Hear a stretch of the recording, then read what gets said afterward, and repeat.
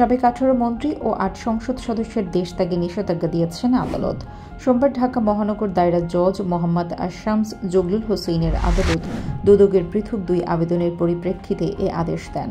দুদকের court inspector Amir Hossain এ তথ্য জানিয়েছেন।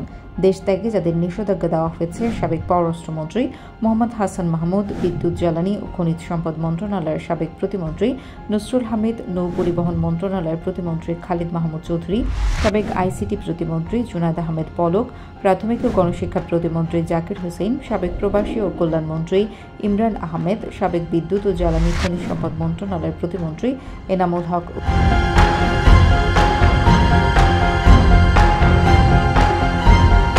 এছাড়া সাবেক সংসদ সদস্য বেনজির আহমেদ, কাজী নাবিল আহমেদ, শহীদুল ইসলাম বকুল, AKM সরওয়ার জাহান, শেখ আফিল উদ্দিন, মেহের আফরোজ, আবু সাইদ আল মাহমুদ ও শেখ হেলাল উদ্দিনকে নিষেধাজ্ঞা দেওয়া হয়েছে।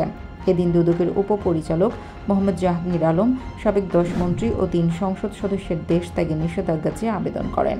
এ সময় দুদকের পাবলিক প্রসিকিউটর মীর আহমেদ আলী সালাম শুনানি করেন। শুনানি শেষে আদালত এ আদেশ দেন। এছাড়া দুদকের উপপরিচালক মোহাম্মদ মুস্তাফিজুর রহমান সাবেক 8 মন্ত্রী ও 5 সংসদ সদস্যের দেশ ত্যাগে নিষেধাজ্ঞা চেয়ে আবেদন করেন। এ সময় দুদকের পাবলিক প্রসিকিউটর মোহাম্মদ হোসেইন জাহাঙ্গীর শুনানি করেন। শুনানি শেষে আদালত এ আদেশ দেন।